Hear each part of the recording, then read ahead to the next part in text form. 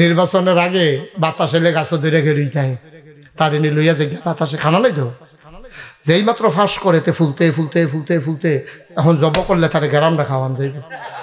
তোর কাপড়ের খবর নাই, তোর গাড়ির খবর নাই, তোর বাড়ির খবর নাই। হ্যাঁ, তুই গ্রামও বাড়ি করছ, এরপরে উপজেলাত করছ, এরপরে জেলাত করছ, এরপরে ঢাকা যাওয়ান লাগে মাঝে মাঝে হ্যাঁ বাড়ি করে বইছে, এরপরে তো গোপনে মালয়েশিয়া বাড়ি করে বইয়া রয়েছে। কইতে এটে হ্যাঁ তোমার আব্বা, কইতে এটে হ্যাঁ হজরত উমর অর্ধ পৃথিবীর প্রেসিডেন্ট। পাঞ্জাবি করো কয় দরজা খুলেন, কেন এখন খুলন যেত না? আমি পরে দরজা খুলাম, তোমরা আগে আগে খলিফা বানাইলো। এবারে অর্ধ পৃথিবীর প্রেসিডেন্ট বানাইবো, কোনো টাকা পয়সা খরচ নাই, আকিস বিড়ি খাওয়ান লাগতো না, এবারে গণমিছিল করন লাগতো না, নমিনেশন পেপার সাবমিট করা লাগবে না, আগে যাইতে বাক্স লইয়ে দৌড় দেওয়ান লাগতো না, বুট কিনন লাগতো না, কিচ্ছু না। এবারে সকলে মিললে একমত হয়েছে খলিফা বানাইবো। এবারে আমি তাত নাই, বেড়াটা কি বেড়া সুবহানাল্লাহ না দি। আর আমরার ফলা পাইনি, আমরার বেড়াইতে নির্বাচনের খবর নাই, নির্বাচন 2 বছর পরে তে গাছ উঠতে আপনারে শুভেচ্ছা সকলে গিয়া ধরছে উমর রে। উমর কই কি তো আমরা করবি তা, এবারে দরজা বন্ধ করে ঘরে বইয়ে রইছে। হেগুল দিয়ে আবু বকর মারা গেছে, এন্তেকাল করছে, আর উনি গিয়ে ঘরে বইয়ে রইছে দরজা বন্ধ করে। কয় দরজা খুলেন, কেন এখন খুলন যেত না?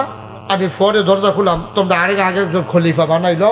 এরপর আমি জানি তোমরা কি রয়েছো, তোমরা আমার খলিফা বানানোর মত আমি তাত নাই ভাইও, আমার ডর করে। সুবহানাল্লাহ কইতেন না? এবারে অর্ধ পৃথিবীর প্রেসিডেন্ট বানাইবো, কোনো টাকা পয়সা খরচ নাই, আকিস বিড়ি খাওয়ান লাগতো না, এবারে গণমিছিল করন লাগতো না, নমিনেশন পেপার সাবমিট করা লাগবে না, আগে যাইতে বাক্স লইয়ে দৌড় দেওয়ান লাগতো না, বুট কিনন লাগতো না, কিচ্ছু না। এবারে সকলে মিললে একমত হয়েছে খলিফা বানাইবো। এবারে আমি তাত নাই, বেড়াটা কি বেড়া সুবহানাল্লাহ না দি। কি যেমন তেমন কথা মনে করছে? আর আমরার ফলা পাইনি, আমরার বেড়াইতে নির্বাচনের খবর নাই, নির্বাচন 2 বছর পরে তে গাছ উঠতে আপনারে শুভেচ্ছা। ঠিক রে?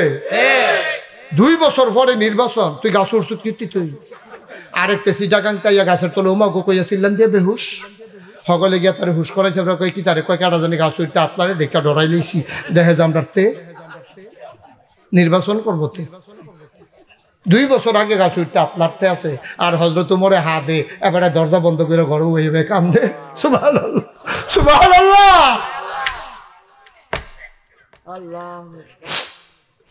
সবাই দরজা খুলছে, ডাক দিয়া কয় আপনি আমরার খলিফা, আপনি দ্বিমত কইরান না, আমরা সবাই বুঝা হই না চাইছি, আপনার তো উপযুক্ত মানুষ নাই।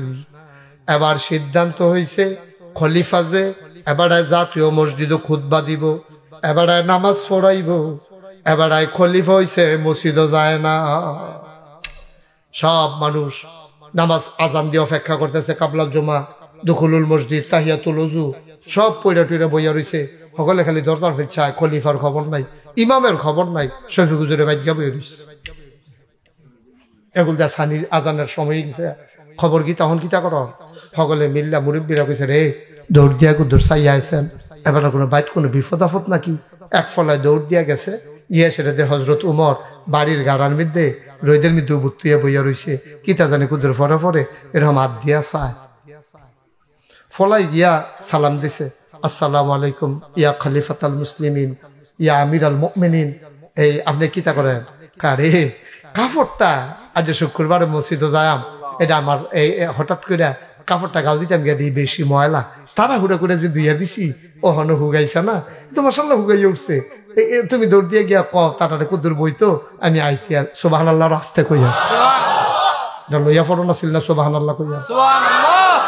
ওমরে যখন প্রেসিডেন্ট খলিফা, তখন পুরা পৃথিবীটারে একটা কোমরারে মাইদিতে কূপ দিলে যেমন অর্ধেকটা, পুরা পৃথিবীটারে 2 ভাগ করলে অর্ধেকটার প্রেসিডেন্ট ছিলেন হযরত ওমর। সুবহানাল্লাহ বলবেন না?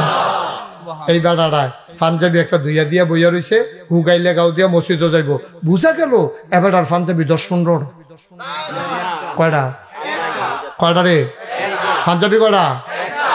ইয়া মেম্বর ওমর একজন মেম্বর, উপজেলা চেয়ারম্যান, এই আমরা ইউনিয়নের চেয়ারম্যান, এবার অর্ধেকটা পৃথিবীর প্রেসিডেন্ট। পাঞ্জাবি কয়টা? পাঞ্জাবি কয়টা? আর আমরা তারা নির্বাচনের আগে বাতাসে গাছ ধরে ঘেরি যায় তার এনে লইয়া যে বাতাসে খানা নাই তো, যেই মাত্র ফাঁস করে ফুলতে ফুলতে ফুলতে ফুলতে এখন জব করলে তার গ্রামটা খাওয়ান যাইবে। তুই কয় টাকা বেতন, কয় টাকা বেতন, তুই এত টাকা পাইছত কো? তোর কাপড়ের খবর নাই, তোর গাড়ির খবর নাই, তোর বাড়ির খবর নাই। হ্যাঁ, তুই গ্রামও বাড়ি করছত, এরপরে উপজেলাত করছত, এরপরে জেলাত করছত, এরপরে ঢাকা যাওয়ার লাগে মাঝে মাঝে হ্যাঁ বাড়ি করে বইছে, এরপরে তো গোপনে মালয়েশিয়া বাড়ি করে বইয়া রয়েছে। কইতে টেহা তোমার আব্বা, কইতে টেহা? হযরত ওমর অর্ধ পৃথিবীর প্রেসিডেন্ট, পাঞ্জাবি করো আবার পাঞ্জাবি গাও দিয়া খেলা। আরো কথা আছে তো, শুরু না শুরু এই পাঞ্জাবি গাও দিয়া। এবার যখন মসজিদে গিয়া ঢুকছে, আসসালামু আলাইকুম, দরজার দ্বারায় সালাম দিছে, ওর সকলে রাস্তা করে দিছে। হযরত ওমর মাইদের সিফাটা দিয়ে আটটা গিয়া মিম্বর উঠটা আবার সালাম দিছে, আসসালামু আলাইকুম। খুতবা শুরু করতে আছে, আউযু বিল্লাহি মিনাশ শাইতানির রাজিম, বিসমিল্লাহির রহমানির রহিম। একটা যুবক ফাল দিয়ে উঠটা কবর খাফের ভিতর তরবারিটা আসিল, টান দিয়া বার কইরা উপরের দিকে দৌড়ে সেটা কইতেছে, আর আগ গইয়েন না, আউযু বিল্লাহ বিসমিল্লাহ থাকেন, আর আগ গইয়েন না। গত কয়দিন আগে আমরা সকলে এক টুকরা করে পাঞ্জাবির কাপড় পাইছি, আপনিও পাইছেন এক টুকরা, আমিও পাইছি এক টুকরা। আমার পাঞ্জাবিটা দেখেন বাইটটা, আর আপনার পাঞ্জাবিটা লম্বা হইয়া কই গেছে। অবশ্যই আপনি কাপড় বেশি নিছেন, ক্ষমতা দেখা। খুতবা দিতে নাইছেন এখনো, পাঞ্জাবি লম্বা হয়েছে, আপনি কথা কোন আগে আর পরে খুতবা, এর আগে কেউ খুতবা শুনে না আপনার, সুবহানাল্লাহ কইতেন না? ইসলাম কারে কয় এটা? কি ইসলাম এটা? ওমরে চুপ মেরে দাঁড়িয়ে রয়েছে, মাথাটা নোয়াই রাখছে, আসামির মতো দাঁড়িয়ে রয়েছে, খুতবা আগায় না। ইসলাম ইসলাম ওই যে ইসলাম, ইসলাম মানে ধর্ম না? এবার বুঝা যাও ইসলাম কারে কয়। অর্ধেকটা পৃথিবীর প্রেসিডেন্ট এবার সামনে তরবারিটা ধইরা কইতেছে খুতবা পরে দিয়ে, আগে পাঞ্জাবি আপনারটা লম্বা গিরে আমারটা বাইটটা গিরে, এটা আগে জবাব দেন। আপনি ওই দেশের নাগরিক, আমি ওই দেশের নাগরিক, অবশ্যই আপনি ক্ষমতা বেশি দেখাইছেন, অবশ্যই কাপড় চুরি করছেন। আমরা হইলে পাঞ্জাবি লম্বা হওয়ার কথা না, আপনার যে দূরা আমার ওই দূরা, আমারটা না আপনারটা লম্বা হয়ে কেমনে? সুবহানাল্লাহ কেন দিয়ে? ওমরের ছেলের নাম ছিল আব্দুল্লাহ। কি নাম? আব্দুল্লাহ। কি নাম? আব্দুল্লাহ। আস্তে করে দাঁড়াইলেন, চোখের পানি ছেড়ে দিয়া কয়, ও ভাইয়েরা, ও দেশের মানুষেরা, আব্বার পাঞ্জাবি লম্বা হইছে কেমনে তোমরা জানতে চাইছো? তবে আমি একটু বলি, আমার আব্বা সুন্নাহ। কইটা তোমার তো শুনতাম চাইছি না, আমরা সুন্নাহ কিতাব আলাদা তো প্রমাণ হইব। পাঞ্জাবি লম্বা হইছে কেমনে হেইডা কও পারলে। তুমি এখনো সাফাই গাউন লাগতো না, তোমার আব্বা সুন্নাহ বালা, কাজে না প্রমাণ হইব। তোমার আব্বার আমরা সুর কইছিও না, আবার ভালাও কইতাম পারতাম না প্রমাণের আগে। আগে কও পাঞ্জাবি লম্বা হইছে কেমনে? ওমরের ছেলে আব্দুল্লাহ গাল বিবি টুপটুপ করে পানি পড়ে ডাক দিয়া কয়, ও দেশের মানুষেরা, খবর নিয়ে দেখো, তোমাদের ঘরে যা রান্না হয় আমাদের ঘরেও তা রান্না হয়। জীবনে আব্বার কাছে কোনো ভালো মন্দ খাইতে পারি নাই। আব্বার কাছে একবার বলছিলাম, আব্বা একটু ফিন্নি খাইতে মন চায়। আব্বা চোখের পানি চাইরা দিয়া কইছে, যেই দিন মদিনায় সবার ঘরে ফিন্নির ব্যবস্থা করব, সেই দিন আমার ঘরেও ফিন্নি হবে।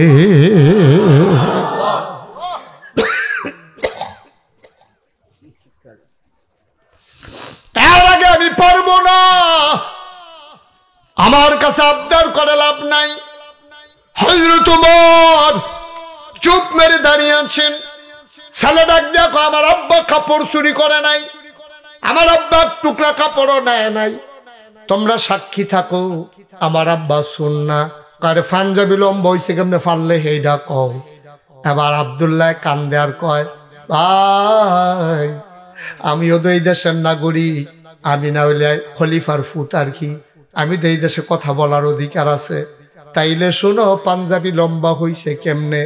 আমার আব্বা পাইছে এক টুকরা কাপড়, আমি পাইছি এক টুকরা কাপড়। বাড়িতে গিয়া দেখলাম আমার পাঞ্জাবি আগেরটা ভালো আছে, আবার মনে হইছে শীতরা বোধহয় একটু বেশি পড়বো। আমি আব্বারে কইছি, আব্বা আমার আগের পাঞ্জাবিটা এখনো ছিঁড়ে নাই, আমি নতুন পাঞ্জাবি বানাবো না। আপনার তো এখন বয়স হইছে, আপনি মুরব্বী হইছেন, আগের মতো দর শরীর নাই।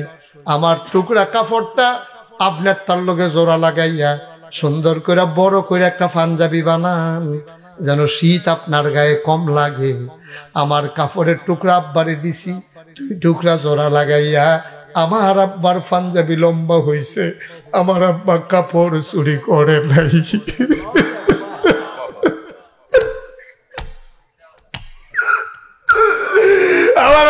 কাপড় চুরি করে নাই,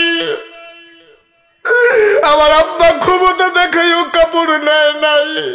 ভাই আমার টুকরা কাপড়টা আব্বাতে দেওয়াতে আব্বার পাঞ্জাবিটা লম্বা হইছে। আবার ওই যুবক ডাক দেয়া কয়, ওমর আপনি খুতবা পড়া শুরু করেন, আমরা জবাব পেয়ে গেছি। ওমর কয়, না না না, আমার খুতবা পড়ার আগে আমারও কথা আছে। তোমাদের যেমন কথা আছে, তোমরা আমারে জিগাইছো, আমারও তো কথা আছে। আমার কথা শোনার আগে তো খুতবা হবে না। কয় বলেন কি কথা? কয় যেই যুবক তরবারি খুইলা আমারে সাবধান করছিল, ওই যুবকটা কই? আবার সবাই ভয় পেয়ে গেছে, মনে করছে ওমর বোধহয় খুব রাগ করছে, তারে বোধহয় আবার শেষ। যুবক দাঁড়ায় কয়, লাব্বাইক ইয়া খালিফাতাল মুসলিমিন, হে আল্লাহ রসুলের ঘরে মুসলমানদের খলিফা, এই যে আমি যুবক প্রস্তুত। কয় সামনে আসো। যুবক আসতেছে, পিন পতন নিস্তব্ধতা, কেউ কোনো শব্দ করে না, সব চুপ মেরে বসে আছে। সবাই ভয় পাচ্ছে, ওমরের কি মেজাজ বিগড়ে গেল নাকি, উনি কি তাকে আক্রমণ করবে নাকি? সবাই ভয় পেয়ে গেল। যুবক আস্তে আস্তে আগাইতে শুরু করলো। সামনে আসার পরে ওমর আস্তে করে মিম্বার থেকে নামলেন, হাত দুইটা বাড়াই দিলেন। যুবক লাফ দিয়ে উমরের বুকের উপরে পড়ে গেল। যুবকের চোখের পানি দিয়া উমরের বুক ভিজে যায়, উমরের চোখের পানি দিয়া যুবকের পিঠ ভিজে যায়। উমর ডাক দিয়া কয়, যুবক রে, ও যুবক, তোর মতো যুবক যত দিন বেঁচে থাকবে দুনিয়ায়, কেউ ইসলামের পশমের ক্ষতিও করতে পারবে না। কেউ ইসলামের পশমের ক্ষতিও করতে পারবে না।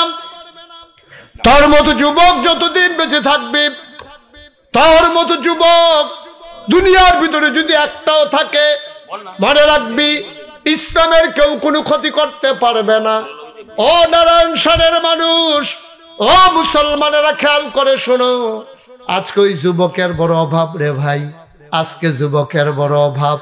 এমন যুবক যদি থাকতো, তাইলে কেউ ইসলামের দিকে আঘাত করবে দূরের কথা, ফিরেও তাকানোর সাহস পাইতো না, ঠিক কিনা? আজকে মুসলমান শান্তিতে থাকতো। আজকে ফিলিস্তিনের জমিনে আমার ছোট্ট শিশুর লাশ দিয়ে এই তপ্ত সুন্দর এই মরুভূমি আজকে রক্তে রঞ্জিত হতো না।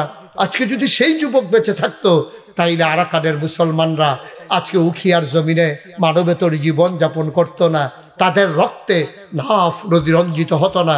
আজকে সেই যুবক যদি বেঁচে থাকতো, আজকে আমার সেই কাশ্মীরের ঝিলাম নদীর পানি আজকে রক্তে রঞ্জিত হতো না।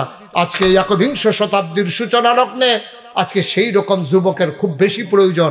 মনে রাখবো, যখন ইসলামের প্রমাণ দেবা, ঘোষণা দেবা, যখন ঘোষণা দেবা ইন্নানি মিনাল মুসলিমিন, আমি মুসলমানদের মাঝ থেকে একজন, সেই দিন তুমি মনে রাখবা, তুমি যেই দিন প্রকৃত মুসলমানের পরিচয় দেবা, মামলা হবে, হামলা হবে, জেল জুলুম নির্যাতন হবে, প্রয়োজনে জীবন দেওয়া যাবে, ঈমান দেওয়া যাবে না। রাজি আছো কিনা হাত তুলে দেখা।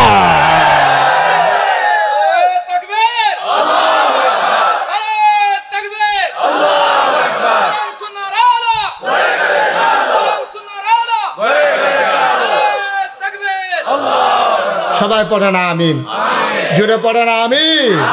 আজকে সেই যুবকের খুব বেশি প্রয়োজন, যারা নিজের স্বার্থের ঊর্ধ্বে গিয়ে তারা আল্লাহকে মহব্বত করবে। সেই যুবকের খুব বেশি প্রয়োজন, যারা নিজের স্বার্থের ঊর্ধ্বে গিয়ে নবীর সুন্নত তরিকা অনুযায়ী জীবন চালাবে। শুরুতেই বলেছিলাম, ইসলাম শুধু ধর্ম না, ইসলাম হচ্ছে জীবন বিধান।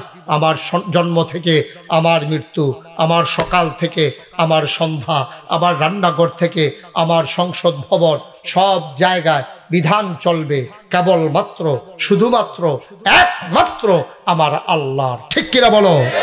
আর আমার চলার পথ হবে নবীর সেই দেখানো পথ, যে পথের ব্যাপারে নবীর 11 জন বিবি ছিলেন। কয়জন? 11 জন বিবি। আমাদের সবচেয়ে ছোট আম্মার নাম ছিল আম্মা যারা আয়েশা। এই আয়েশা রাদিয়াল্লাহু তাআলা আনহার কাছে সাহাবারা গিয়া কয়, আম্মা, আম্মা গো, এই নবীজি যখন বাইরে থাকে তখন তো আমরা দেখা নবীরে অনুকরণ করি। নবী যেমনে কথা কয় এমনি কই, নবী যেমনে আইস দেয় এমনি আইস দেই, নবী যেমনে খায় এমনি খাই। আচ্ছা আম্মা, নবী যখন ঘর আইয়ে তখন কিতা করে আমরা তো আর দেখি না, তা আমরা বউয়ের লোকে আমরা কেমনে চলন লাগবে এটাও তো বুঝি না। আপনি কিন্তু কইয়া দেন না আম্মা, নবীজি ঘর আইলে আপনার লোকে কি করে? আম্মা জান আয়েশা কয়, এই তোমাদের ঘরে কি কোরআন নাই? কাম্মা আছে তো। কত কোরআন পড়ো না? পড়ি দো আম্মা। আবার আম্মা জান আয়েশা কয় কানা খুলুকুহুল কোরআন, শুনে রাখো গোটা কোরআনটা হইল আমার নবীর চরিত্র। উম্মে সালামা রাদিয়াল্লাহু তাআলা আনহা নবীর আরেকজন বিবি, আমাদের আরেকজন আম্মা, উনি একদিন নবীর ব্যাপারে কয় শোনো আমার নবীরে তোমরা চিনছনি? কয় কি ব্যাপারে, কি চেনা বলেন? আমার নবী কেমন তোমরা শুনে যাও। যখন আমার নবী রাস্তা দিয়ে হেঁটে যায় আমাদের মনে হয় যেন 30 পারা কোরআন হেঁটে যায়। সুতরাং সামনে রমজান আসতেছে, কোরআন নাজিলের মাস রমজান। আমি হাতে পায়ে ধরে অনুরোধ করি আমার যারা স্কুল কলেজের ছেলেরা আছো, যারা এখনো কোরআন পড়তে পারেন নাই, এই রমজানকে আপনি টার্গেট নেন, আপনি আজকে থেকে শুরু করেন কোরআন শুদ্ধ করে পড়ার জন্য। আমি শফিক হুজুরকে অনুরোধ করব যে আপনি মসজিদে ঘোষণা দেন যে প্রত্যেক দিন তারাবির পরে অথবা বাদ আসর সহি শুদ্ধ করে কোরআন পড়ানো হবে, ফ্রি, কোনো টাকা লাগবে না। আসর থেকে মাগরিব এখানে ইফতার হবে, যারা কোরআন শিখতে চায় সহি করে কোরআন পড়ানো হবে, অথবা জুহরের পরে সুবিধা মতো একটা টাইম করে বয়স্কদের কোরআনকে সহি শুদ্ধ করানো দরকার। এবং যারা একেবারেই সূরা পারেন না অন্তত 5টা সূরা মুখস্থ করে নেন। আজকেই নিয়ত করেন যে যেদিন গেছে একেবারেই গেছে, কিছুই তার নেই বাকি, আবার নতুন দৌড়ে দৌড়ে দেখতে আসবে, সবাই মিলে দেখবে একটা লাশ পড়ে আছে, কাফন পরিয়ে মাটির কবরে যখন দাফন করে দেবে, এমন একটা জিন্দেগি করে মরতে চাই সবাই দেখুক মাটির কবর। আমরা যেন কবরে গিয়া দেখি মাটির কবর মাটি নাই, মাটির কবর জান্নাতের টুকরা হয়ে গেছে। সবাই পড়ো আমিন। আপনারা দেখতে পাচ্ছেন আমার খুব কাছের মানুষ, আমার হৃদয়ের মানুষ, মন থেকে যে মানুষটিকে পছন্দ করি, আমার জন্য অনেক মায়া, জনাব লালন হায়দার সাহেব, আপনাদের নির্বাচিত, আপনাদের জননন্দিত চেয়ারম্যান জনাব লালন হায়দার আমাদের মাঝে এসে উপস্থিত হয়েছেন। এখন যেহেতু এশার নামাজ হবে আমাকে ছেড়ে দেওয়া লাগবে, আবার ইনশাল্লাহ আসবো, দেখা হবে ময়দানে, কথা হবে। আমি কে কাউকে উঠতে বলছি? বেশি বুঝে তো বুঝা লাগছে যে হুজুরে উঠবো, বইয়ের কীর্তি। বসেন, আমি 1 মিনিট একটু দোয়া করবো, দোয়ার দরকার আছে না? 1 মিনিট করে দোয়া করবো। দোয়ার আগে মাইকটা দাও, চেয়ারম্যান সাহেব আপনাদেরকে একটা সালাম দেবেন, একটু দোয়া নিবেন, তারপরে আমি ইনশাআল্লাহ আপনাদেরকে নিয়ে একটা 1 মিনিট দোয়া করে দেবো ইনশাআল্লাহ। জি, থ্যাংক ইউ। আসসালামু আলাইকুম। মাহফিলে উপস্থিত ছিলেন কেরাম, আসলে আমার বক্তব্য দেওয়ার কোনো কিছুই নেই। এখানে শুধুমাত্র আমরা শ্রবণ করার জিনিস আছে, শোনার জিনিস আছে।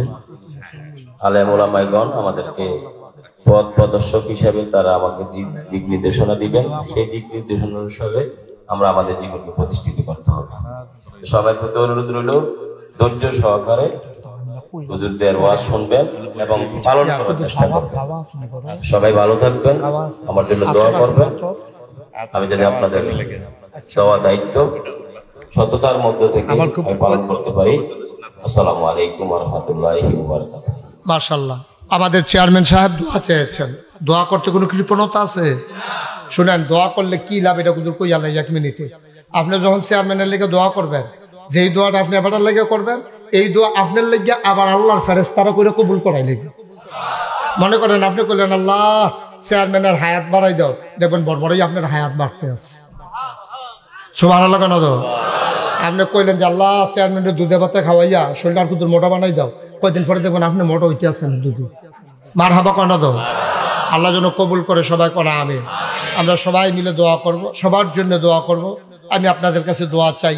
আপনারা শুনেছেন যে নাগাইশ দরবার শরীফে বাংলাদেশের অন্যতম একটা মসজিদ হইতেছে, যেটার ভিতরে 6000 লোক একসাথে নামাজ পড়বে। আপনারা সবাই মিলে দোয়া করবেন আমার এই মসজিদের কাজটা যেন আল্লাহ সুন্দরভাবে সমাপ্ত করার তৌফিক দান করে। আপনারা, আমি আবু তাহের কন্ট্রাক্টর ভাইকেও বলেছি, মুশতাক ভাইয়েরও একটা কথা আছে, চেয়ারম্যান সাহেবেরও আগে কথা আছে। আপনারা সবাই মিলে দোয়া করবেন। এটা কুমিল্লা না, শুধু বাংলাদেশে এটা ব্যতিক্রমী একটা মসজিদ। এই প্যাটার্নে কেউ মসজিদ করে নাই।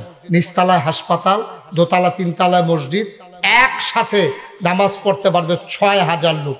আপনাদের কাছে দোয়া চাই, যখন যে পারেন সুবিধা মতো আপনারা মসজিদে শরীক থাকবেন। এটা আমার একক কোনো সম্পত্তি না।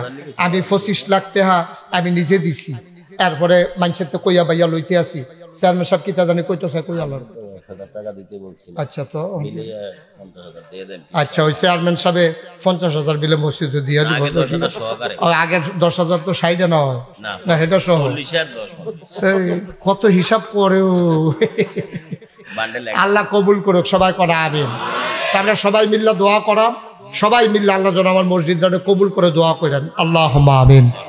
রব্বানা যালামনা আনফুসানা ওয়া ইল্লাম তাগফির লানা ওয়া তারহামনা জাইন্না রাহমাতান লিল আল্লাহুম্মা সাল্লি ওয়া সাল্লিম ওয়া বারিক আলাইহি। সবাই পড়েন আলহামদুলিল্লাহ। আলহামদুলিল্লাহ, জোরে আলহামদুলিল্লাহ, আরো জোরে আলহামদুলিল্লাহ। আল্লাহ তাবারক ওয়া তাআলার দরবারে আমরা লাখ কোটি শুকরিয়া জ্ঞাপন করছি, যিনি আমাদেরকে ঐতিহ্যবাহী ঐতিহ্যধন্য নারায়ণ শাহ বড়বাড়ি জৈনপুরী পীর সাহেব এর দরবার শরীফের 25তম বার্ষিক ইসালে সওয়াব ওয়াজ ও দোয়ার মাহফিল উপলক্ষে আজ 23 ফেব্রুয়ারি, গতকালকেও রাতে যেমন করে বৃষ্টি হয়েছে, এটা আল্লাহর ওলির একটা কারামত, যে আল্লাহর ওলিদের মায়া করে আল্লাহ আজকে সুযোগ করে দিয়েছে। আলহামদুলিল্লাহ, সারাদিন আজকেও মেঘের ঘন ঘটা ছিল দিনভর। কর্তৃপক্ষের মনে আতঙ্ক ধরে গিয়েছে, মাহফিল করা যাবে কি যাবে না। বিশেষ করে জহির ভাই, আব্দুল কাদের, তোফাজ্জল সকলের বোধহয় নাইয়া সিফা দিয়া রয়েছে, মাহফিল করা যাবে কি যাবে না।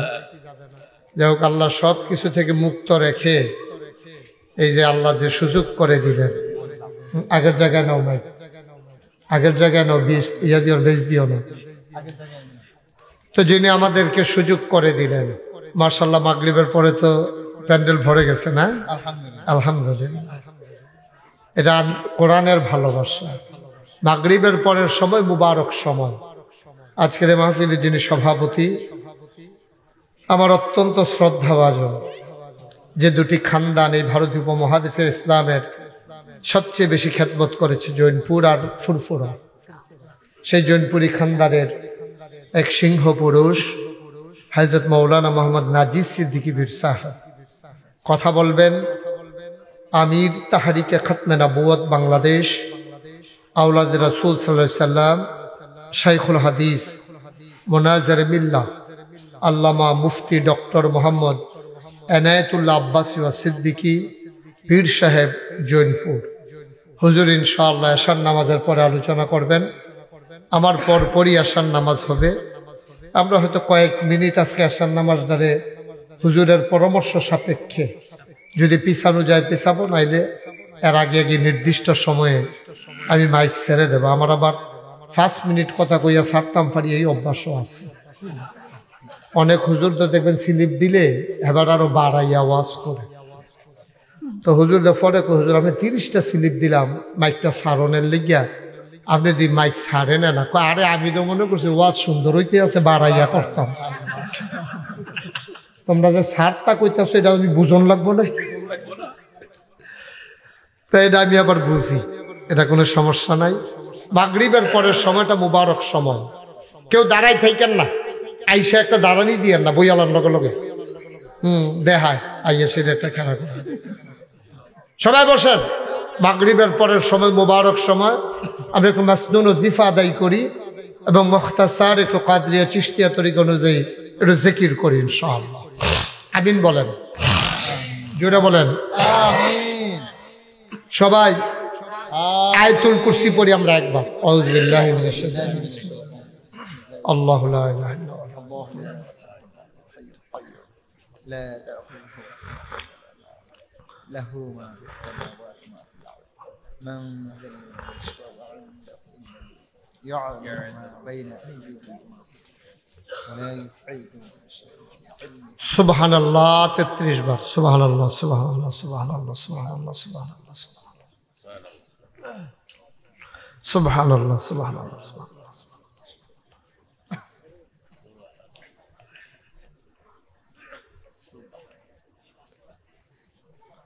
আলহামদুলিল্লাহ 33 বার আলহামদুলিল্লাহ আলহামদুলিল্লাহ আলহামদুলিল্লাহ।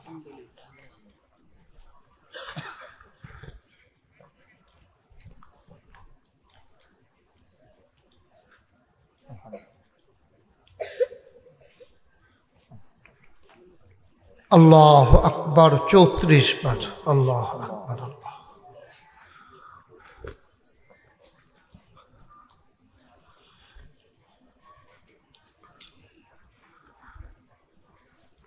আল্লাহু আকবার আল্লাহু আকবার।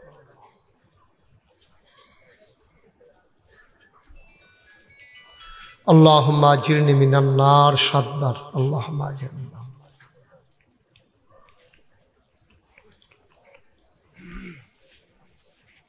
ইস্তিগফার 7 বার আস্তাগফিরুল্লাহ রাব্বি মিন কুল্লি যামব। মহব্বতের সাথে চক্ষু বন্ধ করে গুনাহগুলো মাথায় গাঁটটি বেঁধে নিয়ে সবাই চোখের পানি ছেড়ে দিয়ে পড়েন আস্তাগফিরুল্লাহ রাব্বি মিন কুল্লি যামব ওয়া আতুবু ইলাইহি লা হাওলা ওয়ালা কুওয়াতা ইল্লা বিল্লাহিল আলিয়্যিল আযীম। আস্তাগফিরুল্লাহ রাব্বি মিন কুল্লি যামব ওয়া আতুবু ইলাইহি লা হাওলা ওয়ালা কুওয়াতা ইল্লা বিল্লাহিল আলিয়্যিল আযীম। আস্তাগফিরুল্লাহ রাব্বি মিন কুল্লি যামব ওয়া আতুবু ইলাইহি লা হাওলা ওয়ালা কুওয়াতা ইল্লা বিল্লাহিল আলিয়্যিল আযীম। আস্তাগফিরুল্লাহ রাব্বি মিন কুল্লি যামব ওয়া আতুবু ইলাইহি লা হাওলা ওয়ালা কুওয়াতা ইল্লা বিল্লাহিল আলিয়্যিল আযীম। আস্তাগফিরুল্লাহ রাব্বি মিন কুল্লি যামব ওয়া আতুবু ইলাইহি লা হাওলা ওয়ালা কুওয়াতা ইল্লা বিল্লাহিল আলিয়্যিল আযীম। সূরা ফাতিহা একবার।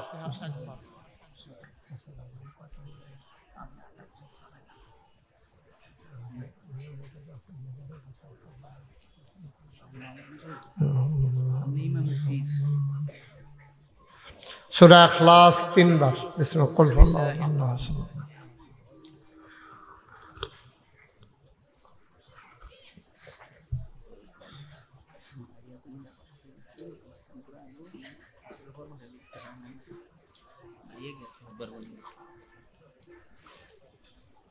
দরুদ শরীফ আল্লাহুম্মা সাল্লি আলা সাইয়্যিদিনা মুহাম্মাদ।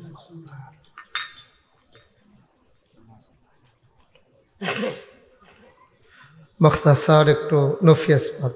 লা ইলাহা ইল্লাল্লাহ লা ইলাহা ইল্লাল্লাহ লা ইলাহা ইল্লাল্লাহ লা ইলাহা ইল্লাল্লাহ লা ইলাহা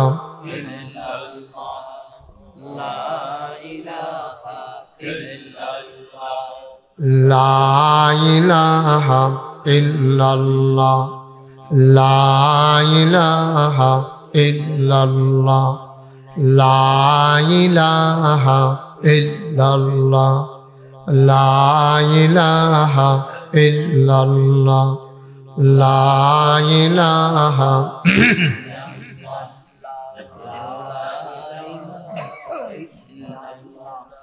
লা ইলাহা লা ইলাহা লা ইলাহা লা ইলাহা লা ইলাহা লা ইলাহা লা ইলাহা লা ইলাহা লা ইলাহা লা ইলাহা লা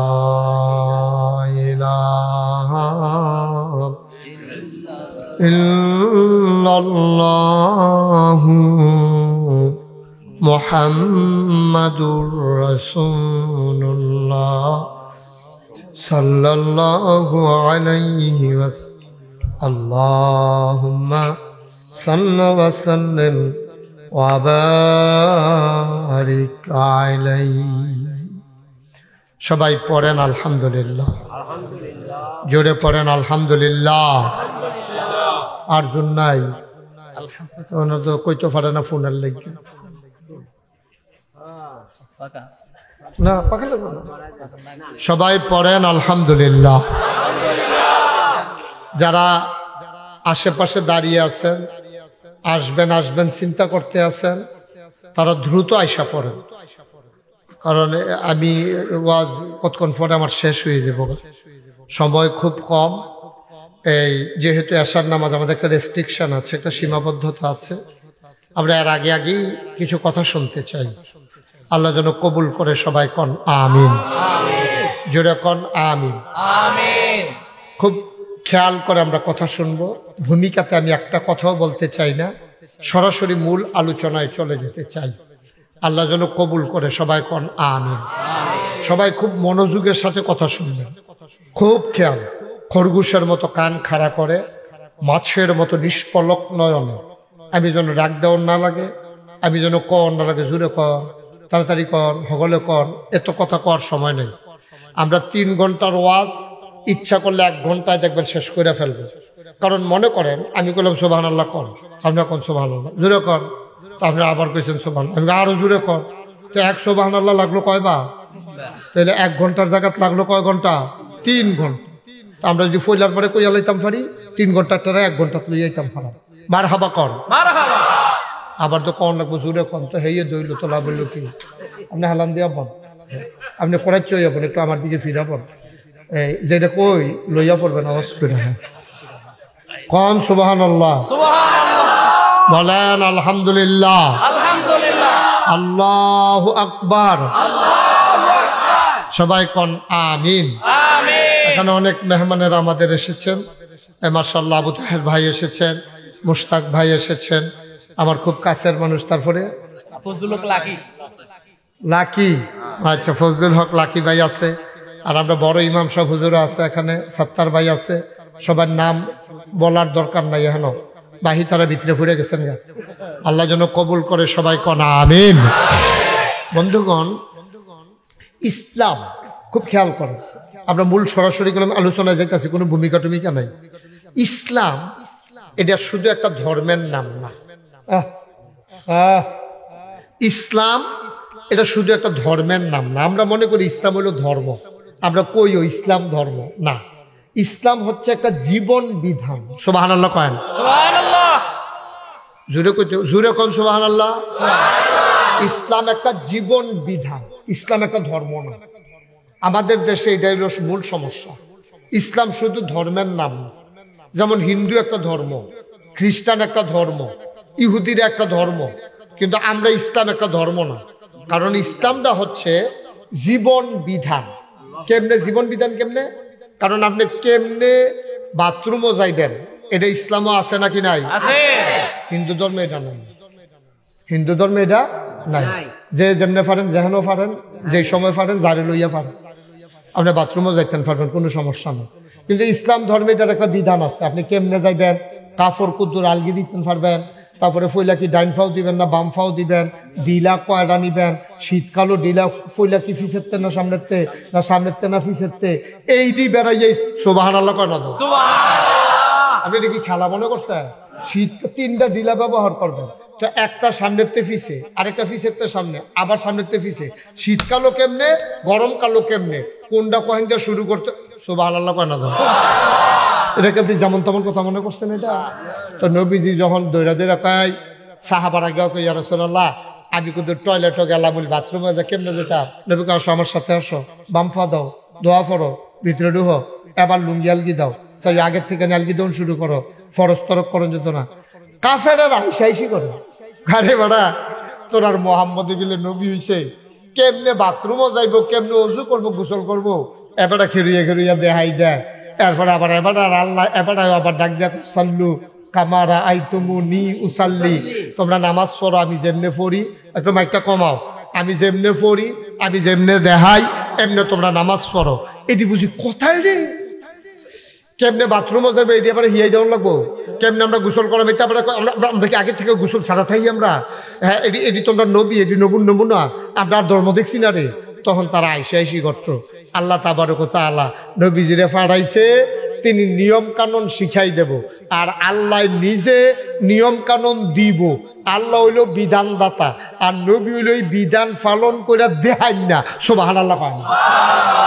কাফেররা আইসি করছে, আর আমরা নবী হাতে কলমে দৌড়া কেমনে উজু করবা, কেমনে গোসল করবা, গড়গড়া কেমনে করবা, নাহ পানি কেমনে দিবা, পানি দেওয়ানোর সময় 2 আঙ্গুল কই থাকবো, পানি কি পুশ করে দিবা নাকি ফ্রুত করে উঠে ফেলে টান দিবা, এটি সব এটি নবীজি সুবহানাল্লাহ এই তিল তিল করে শিহাই দিয়া গেছে। আচ্ছা, ও এবার আপনারা কই, যেই নবী টয়লেটও কেমনে ঢুকবেন, বাথরুমের ডিলারা কেমনে ব্যবহার করবেন, এইটা পর্যন্ত শিখাই দিছে। এই নবী দোকানদারি কেমনে করবেন এটা শিখাইছে না? রাষ্ট্র কেমনে চালাইবেন এটা শিখাইছে না? না না না না, এটা শিখাইবে কিন্তু নবীজি তো তবলিগ হয়েছে। এই কতক্ষণ অজু গোসল হিয়ে দিয়ে যাবো নবুদয়। যেই নবী অজু শিহায়, গোসল শিহায়, বাথরুমে যাওন শিহায়, এই নবীজি সংসার শিখাইছে, এই নবী পরিবার শিখাইছে, এই নবী সমাজ শিখাইছে, এই নবী রাষ্ট্র শিখাইছে, এই নবী পুরো পৃথিবীর মানুষের সাথে মুসলমান কেমনে চলবে সব শিখাইছে। ঠিক কিনা কর কথা না? ঠিক কিনা? আমরা ইসলামটারে শিখছি একটা ধর্ম হিসাবে, নামাজটারে মনে করছি ইসলাম, রোজাটারে মনে করছি ইসলাম, টুফি মাতার দেওয়ান মনে করছি ইসলাম। তাও আবার পুরা মনে করে না, ওখানে হেসা কথা কইবেন, কেউ আমার লোকে ঠেলার লোকে করার দরকার নাই। আমরা মেম্বরি হোক, চেয়ারম্যান হোক, এমপি হোক, মন্ত্রী হোক, ওই কি কয় উপজেলা চেয়ারম্যান, তারপরে গিয়ে সংসদ নির্বাচন যখন হয়, সারা 12 মাস যেবারা জীবনে টুপি মাথার দিছে না, এবারে নির্বাচনের সময় টুপি মাথার দেয় নাকি দেয় না?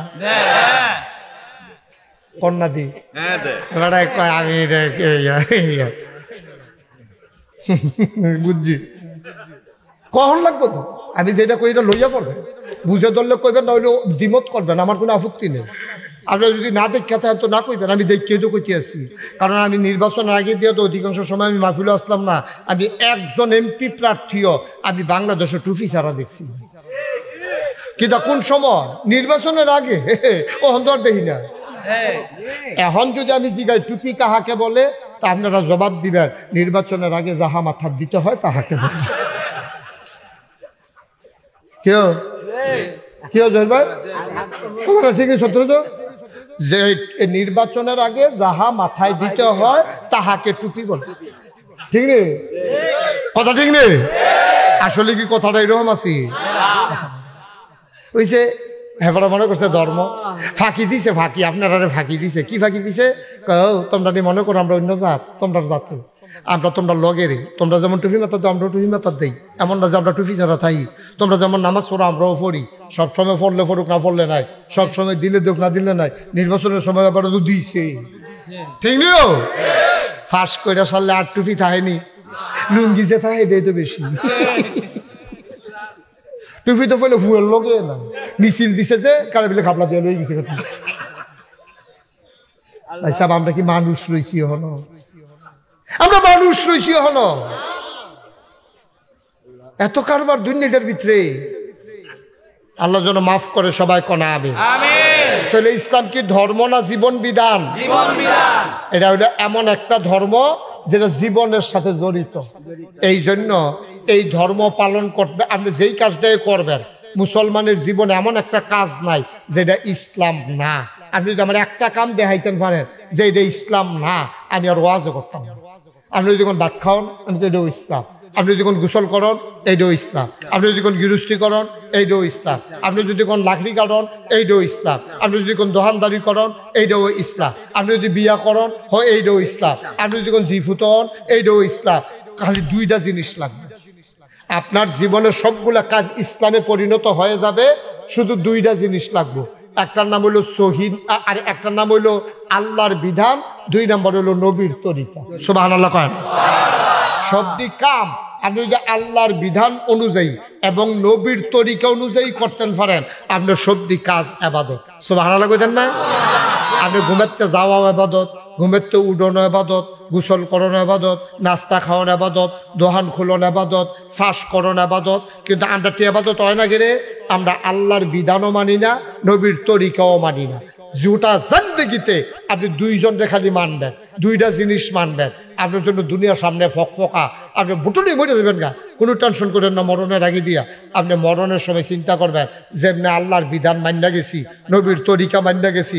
তুমি নারায়ণ শাহর মানুষ মরতে দেরি, মসজিদের মিনার থেকে শফিক হুজুর ঘোষণা দিতে দেরি, জানাজা পইরা কাফন ফরাইয়া দাফন করতে দেরি, সবাই দেখবে মাটির কবর। তুমি কবরে গিয়ে দেখবা মাটির কবর মাটি নাই, মাটির কবর জান্নাতের টুকরা হয়ে গেছে। সব কামের ভিতরে কয়টা জিনিস না থাকবো? মুখস্থ করে নেবেন। আগামী বছর কাম লাগবে মুস্তাক ভাই ওয়াজ করবো, আমার নামে তো নাম কেন মুখস্থ করে নিলে ওয়াজ করবো, সুবিধা কি? মারহাবা কয়টা? কয়টা জিনিস লাগবো?